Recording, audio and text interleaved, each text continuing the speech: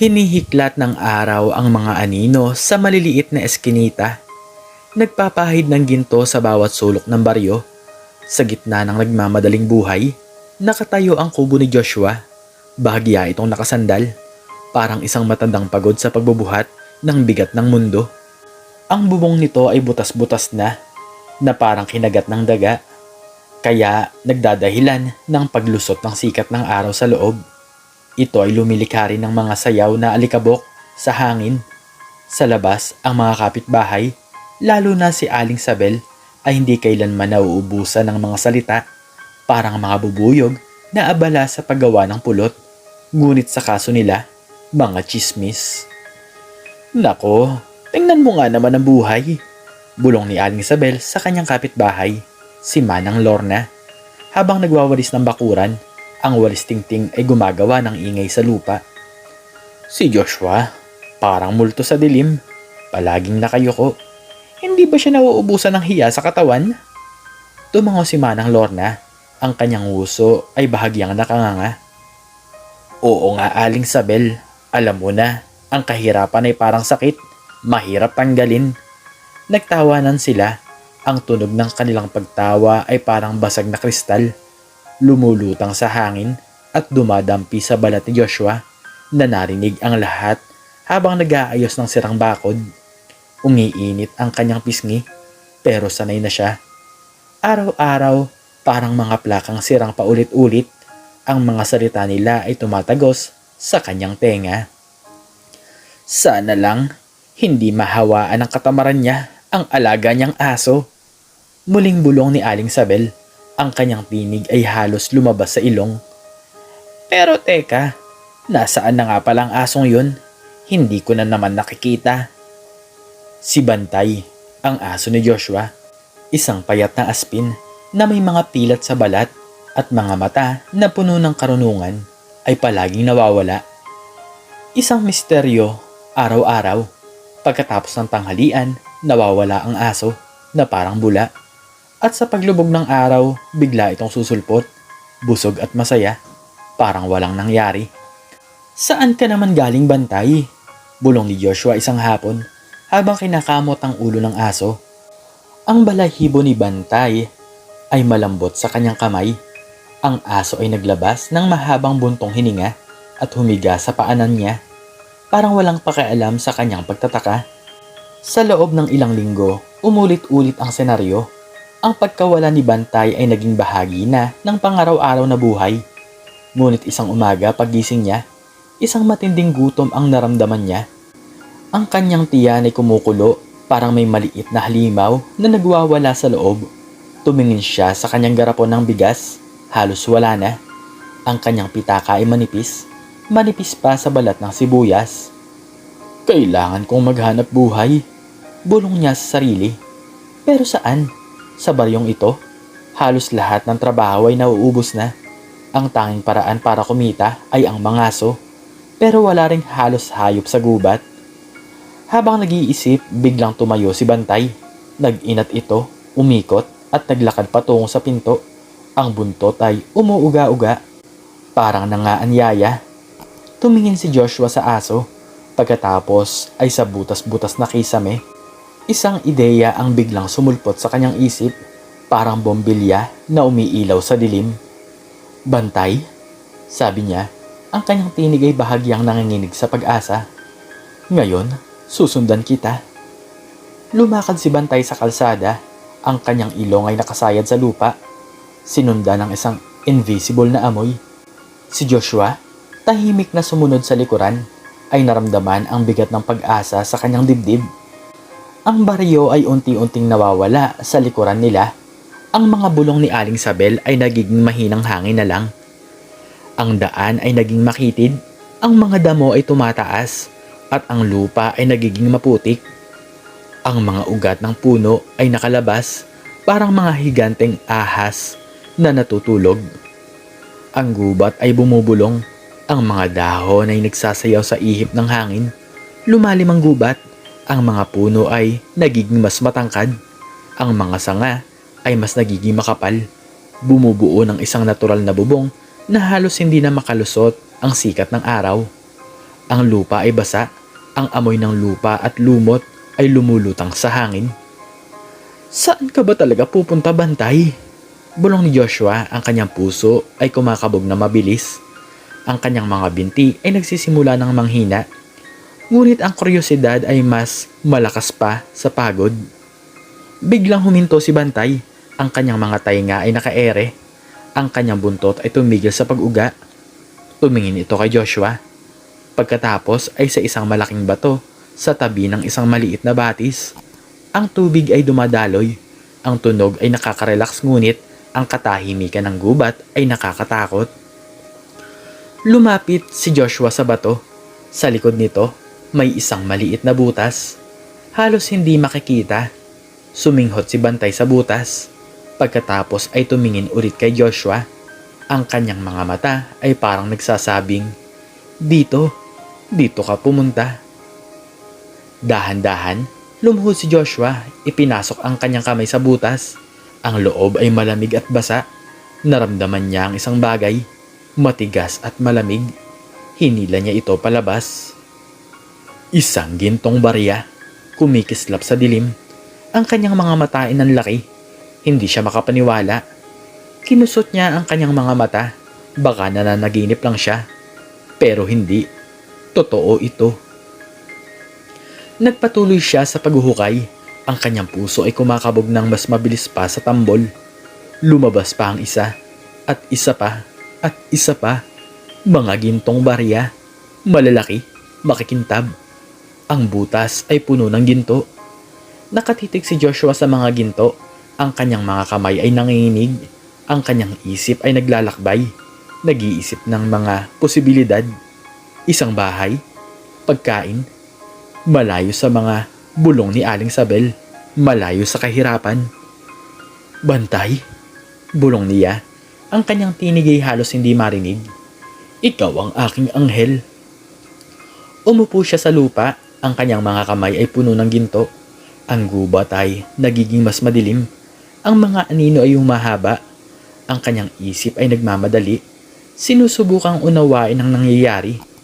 Bakit ginto? Bakit dito? At bakit si Bantay ang nakahanap nito? Kailangan ko itong dalhin pa uwi. Bulong niya. Tumayo. Ang kanyang mga binti ay nanginginig. Napakabigat ng ginto. Paano niya ito dadalhin? Tumingin siya sa paligid. Isang lumang sako. Ito ang gagamitin niya. Dahan-dahan, iniligay niya ang mga ginto sa sako.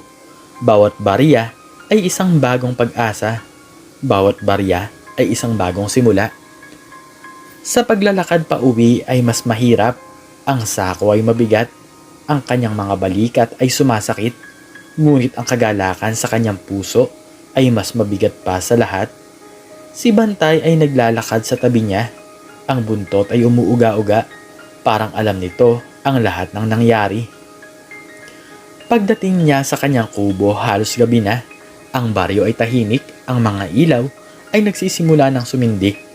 Dahan-dahang ipinasok niya ang sako sa loob ng kubo. Itinago niya ito sa ilalim ng kanyang kama, sa isang butas na alam niyang ligtas. Kinabukasan, maaga siyang gumising. Ang ginto ay nasa ilalim pa rin ng kanyang kama. Hindi ito panaginip. Totoo ito. Kailangan kong maging matalino. Bulong niya sa sarili.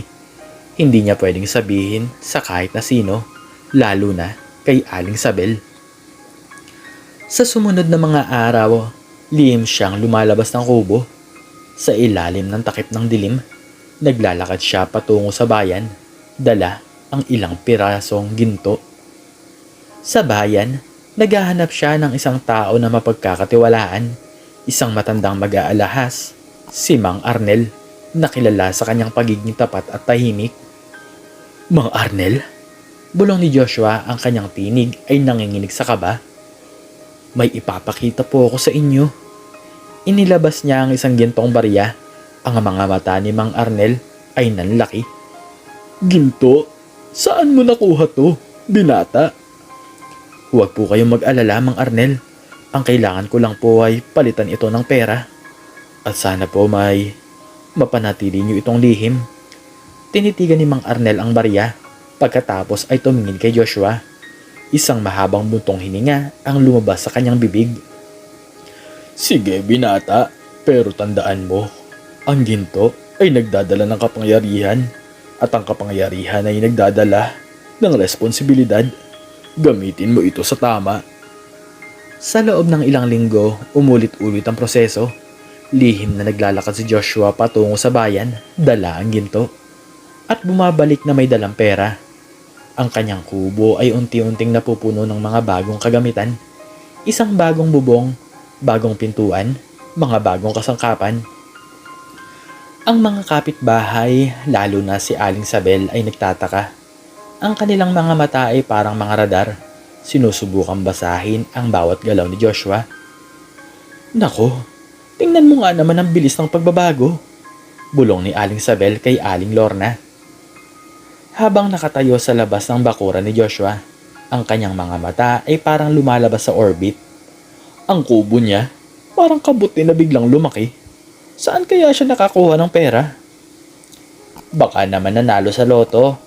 Tanong ni Manang Lorna, ang kanyang uso ay nakanganga pa rin. Ngumisi si Aling Sabel, ang kanyang ngipin ay halos makita.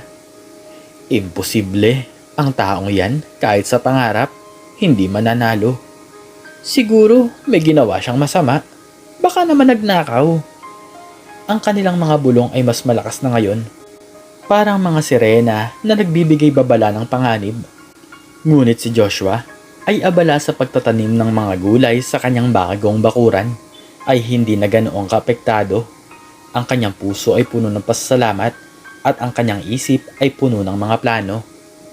Isang araw, habang nagdidilig ng kanyang mga gulay, nakita niya si Aling Sabel na lumapit sa kanyang bakuran. Ang kanyang muka ay puno ng kuryosidad.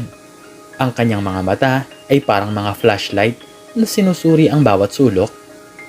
Joshua, sabi ni Aling Sabel, ang kanyang tinig ay bahagyang matamis. Nako, ang ganda naman ng bakuran mo. Ang dami mong halaman. Ano ba ang sikreto mo? Tumingin si Joshua kay Aling Sabel. Isang ngiti ang sumilay sa kanyang labi. Sikreto po? Wala po. Sipag lang po at tiyaga. Tumawa si Aling Sabel. Ang kanyang tawa ay parang tunog ng mga basag na pinggan. Sipag at tiyaga? Hindi ko naman nakikita noon. Ano ba naman ang nangyari? Bigla kang yumaman. Mayaman ka na nga ba? Huminga ng malalim si Joshua. Aling Sabel, ang buhay po ay parang gulong. Minsan nasa ibabaw, minsan naman nasa ilalim. At kung minsan, binibigyan ka ng pagkakataon na bumangon. Hindi nasiyahan si Aling Sabel sa sagot. Ang kanyang mga mata ay nanliit. Pagkakataon? Anong pagkakataon? Baka naman may tinatago ka. Ang tanging tinatago ko po ay ang aking mga pangarap, Aling Sabel. Sagot ni Joshua. Ang kanyang tinig ay kalmado, ngunit may bahid ng pagod. At ngayon, unti-unti na itong natutupad. Tumalikod si Aling Sabel. Ang kanyang muka ay puno ng pagtataka at pagdududa. Lumakad siya palayo. Ang kanyang mga bulong ay naging mahina hanggang sa mawala siya sa paningin. Sa sumunod na mga buwan, nagpatuloy ang pagbabago ni Joshua. Nagpatayo siya ng isang maliit na tindahan sa tapat ng kanyang bahay. Nagbebenta ng mga gulay at iba pang mga pangangailangan. Nagbigay siya ng trabaho sa ilang kabataan sa baryo. Ang kanyang aso si Bantay ay palaging nasa tabi niya, masaya at busog. Isang araw, habang abala siya sa tindahan, lumapit si Aling Sabel. Ang kanyang mukha ay hindi na puno ng pagdududa, kundi ng paghanga. Ang kanyang mga mata ay hindi na nanliliit, kundi nanlalaki. Joshua, sabi ni Aling Sabel, ang kanyang tinig ay malambot, halos hindi marinig. Pasensya ka na sa mga sinabi ko noon. Hindi ko naman akalain na ganito ka kasipag. Akala ko. Ngumiti si Joshua. Aling Sabel, ang nakaraan ay nakaraan. Ang mahalaga ay ang kasalukuyan at ang kinabukasan. Tumango si Aling Sabel. Isang mahabang buntong hininga ang lumabas sa kanyang bibig. Oo nga, sana matulungan mo ako, aking anak. Kailangan ko ng trabaho at ang aking mga apo kailangan ng gamot. Tumingin si Joshua kay Aling Sabel. Ang kanyang puso ay napuno ng awa. Naalala niya ang mga araw na siya ang nangangailangan. ang mga araw na walang tumulong sa kanya. Aling Sabel, sabi ni Joshua, kung gusto nyo, pwede nyo akong tulungan sa tindahan at sa gamot ng mga apo nyo. Ako na po ang bahala. Ang mga mata ni Aling Sabel ay namasa-masa. Salamat Joshua, maraming salamat talaga. Umalis si Aling Sabel. Ang kanyang mga hakbang ay magaan. Si Joshua ay nakatayo sa tindahan, nakatingin sa labas. Ang araw ay unti-unting lumulubog, nagpapahid ng kulay kahel sa kalangitan. Ang kanyang buhay ay nagbago, hindi dahil sa ginto, kundi dahil sa pagbabago ng kanyang pananaw. Ang ginto ay nagbigay sa kanya ng pagkakataon, ngunit ang kanyang sipag at tiyaga ang nagpatuloy sa paglalakbay. Isang hapon habang nagpapahinga siya sa kanyang bakuran kasama si Bantay, isang ideya ang biglang sumulpot sa kanyang isipan. Ang ginto, ang pinagmulan ng lahat. Bantay, bulong niya. Kailangan nating bumalik doon. Kinabukasan maaga silang umalis. Lumakad sila sa gubat. Ang kanilang mga hakbang ay tahimik. Ang gubat ay pareho pa rin. Puno ng misteryo at hiwaga. Narating nila ang butas. Ang butas na nagbago ng kanyang buhay. Dahan-dahan lumuhod si Joshua. Ipinasok niya ang kanyang kamay sa butas. Walang ginto, tanging lupa. Ang kanyang puso ay kumabog ng mabilis. Hindi siya makapaniwala. Kinusot niya ang kanyang mga mata pero wala talaga. Tumingin siya kay Bantay. Ang aso ay nakatingin sa kanya. Ang mga mata nito ay puno ng pag-unawa. Wala na Bantay. Bulong niya, ang kanyang tinig ay bahagyang malungkot. Wala na ang ginto. Ngumiti si Bantay at kinamot ang kanyang kamay. Biglang naintindihan ni Joshua ang ginto ay hindi permanente. Ito ay isang regalo, isang pagkakataon. Ngunit ang tunay na kayamanan ay ang natutunan niya. Ang sipag, ang tiyaga, ang pagtulong sa kapwa. Ang ginto ay nagbukas ng pinto, ngunit siya ang naglakad sa daan. Tumayo si Joshua. Tara na Bantay. Sabi niya, ang kanyang tinig ay puno ng bagong pag-asa. Marami pa tayong gagawin. Lumakad sila pabalik sa baryo. Ang kanilang mga hakbang ay magaan. Ang gubat ay bumubulong sa kanilang likuran. Parang nagpapaalam. Ang araw ay sumisikat na, nagbibigay ng liwanag sa bawat sulok ng baryo.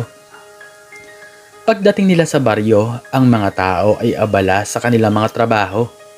Si Aling Sabel ay abala sa tindahan, nakangiti habang kinakausap ang mga customer. Nakita niya si Joshua at ngumiti. Joshua? Sigaw ni Aling Sabel, ang kanyang tinig ay puno ng kagalakan. May bagong order tayo ng gulay. Ngumiti si Joshua, ang kanyang puso ay puno ng kagalakan. Hindi na siya ang mahirap na Joshua. Siya na si Joshua, ang taong nagbago ng kanyang buhay at nakatulong sa iba. At sa bawat araw, sa bawat paglubog ng araw, ang kanyang kwento ay naging inspirasyon. Ang kwento ng isang aso, isang gubat, at isang lalaki na natuklasan ng tunay na kayamanan. Hindi sa ginto, kundi sa pagbabago ng sarili at pagtulong sa kapwa. Ang tunay na kapangyarihan ay nasa loob natin, naghihintay na matuklasan. At ikaw, ano ang iyong tunay na kayamanan? At hanggang dito na lamang po nagtatapos ang aking istorya. At sana po ay nabigyan po kayo nito ng isang magandang aral. Please like, share, and subscribe. And click the notification bell para palagi po kayong updated sa mga bago ko pong istorya. Muli ay maraming salamat po at God bless us all.